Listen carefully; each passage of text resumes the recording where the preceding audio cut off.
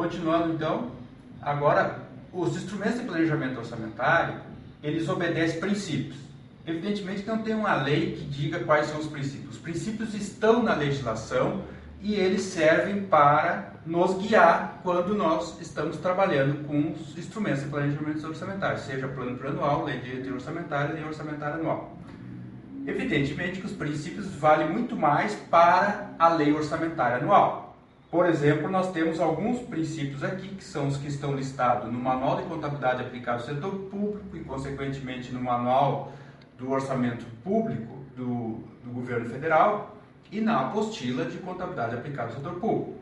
O primeiro dele é a unidade, ou seja, só temos um orçamento por esfera de governo. Só tem um orçamento no município, só tem um orçamento no Estado, no Distrito Federal e na União. Então, o orçamento abrange todos os poderes e órgãos. Universalidade significa dizer que todas as receitas e todas as despesas devem estar previstas na lei orçamentária. Anualidade confirma que o orçamento ele tem validade de um ano e ele coincide com o ano civil, de 1º de janeiro a 31 de dezembro, independente de quando foi aprovado o orçamento. Exclusividade, que essa lei só trata de orçamento, ou seja, de receita e despesa, exceto a possibilidade de operações de crédito e dos créditos adicionais. Legalidade, que ela é instituída por uma lei. Orçamento bruto, que as receitas e as despesas sejam previstas pelo seu valor bruto, independente de ter algum desconto. Por exemplo, alguma receita de tributos, imposto IPTU, imposto sobre o IPTU, por exemplo, que tem desconto, a previsão da receita vai ser pelo valor bruto e a receita vai demonstrar essa dedução da receita, que é o desconto. Não afetação da receita significa dizer que eu não posso vincular nenhuma despesa a impostos ou aos tributos, exceto aqueles que já estão vinculados na Constituição Federal, como educação e saúde. Transparência, que esse orçamento deve estar sempre demonstrando a execução e estar à disponibilidade da acesso da população. Publicidade, quando essa legislação for aprovada, tem que dar publicidade a ela. Então, esses princípios norteiam a elaboração e a execução do orçamento.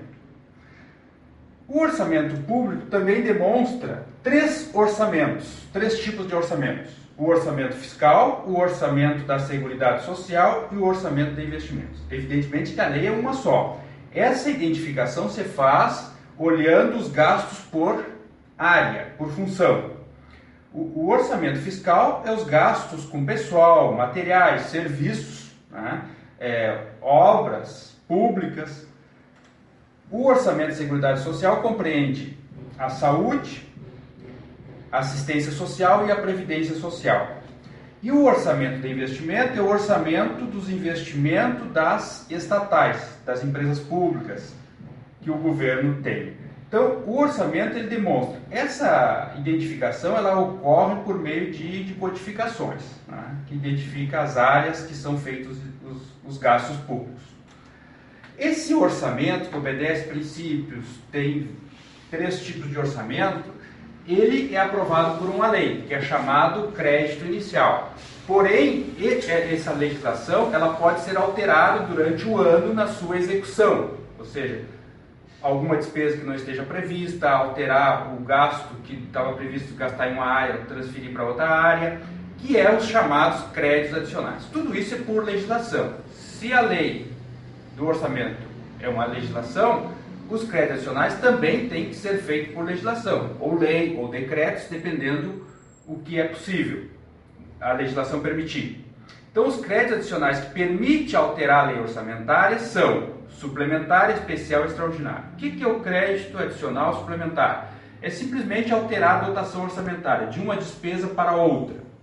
Chama-se o reforço da dotação orçamentária.